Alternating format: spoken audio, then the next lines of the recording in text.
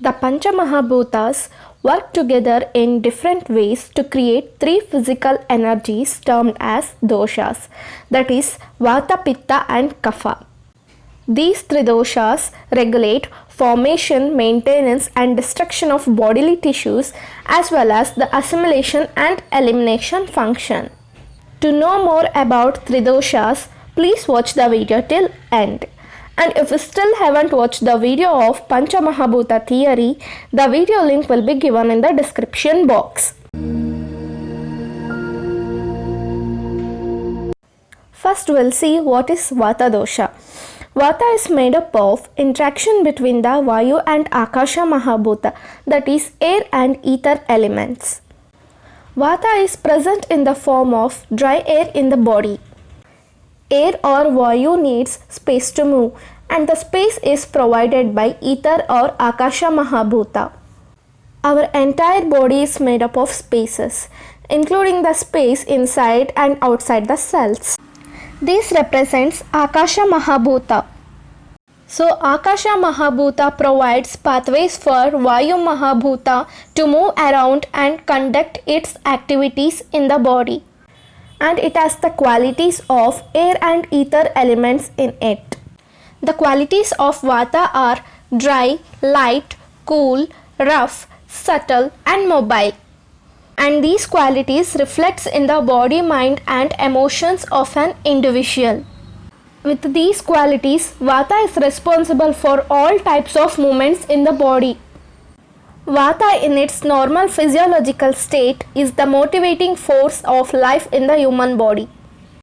Vata can be considered as the causative factor behind the functions of control system of the body, that is neuro and endocrine systems.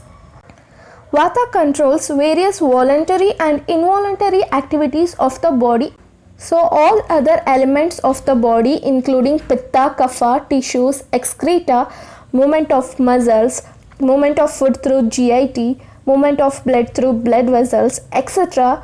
moves with the help of Vata. This ends Vata dosha. Now coming to Pitta dosha. It is made up of interaction between the Agni and Jala Mahabhuta, that is fire and water elements. It is a unique combination because these two are opposite qualities. Pitta dosha is representative of fire or sun in the body, and it has the qualities of Agni and Jala Mahabhutas in it. The qualities of Pitta are unctuous, sharp, hot, light, footed, flowing, and liquid.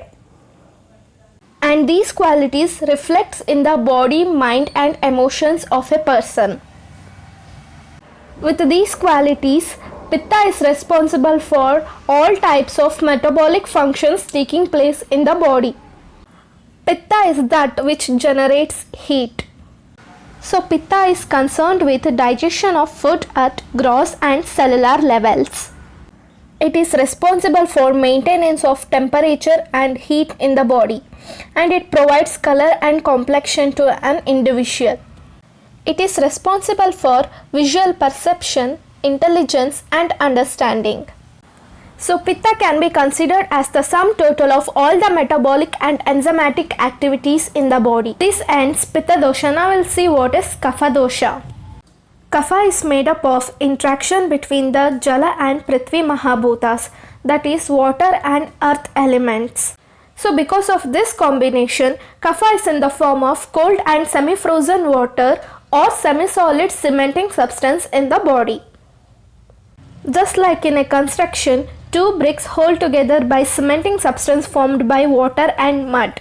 In the same way, Kapha functions as cementing substance or adhesive in the body.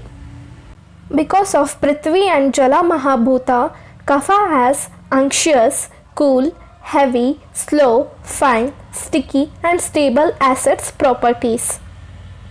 Because of these qualities, Kapha forms potential source of strength and resists diseases and decay, and provides unctuousness, keeps together various structures of the body, provides stability to the body, promotes bulk of the body, promotes virility and reproductive ability, promotes strength, and promotes healing. In short, Kapha can be considered as the sum total of all the anabolic events of the body. Because of these functions, Kapha is representative of moon in the body. This ends Kapha dosha. So we got to know what is Vata, Pitta and Kapha and what they are made of and what are its qualities and how they function in the body. Stay tuned for my next videos and thanks for watching.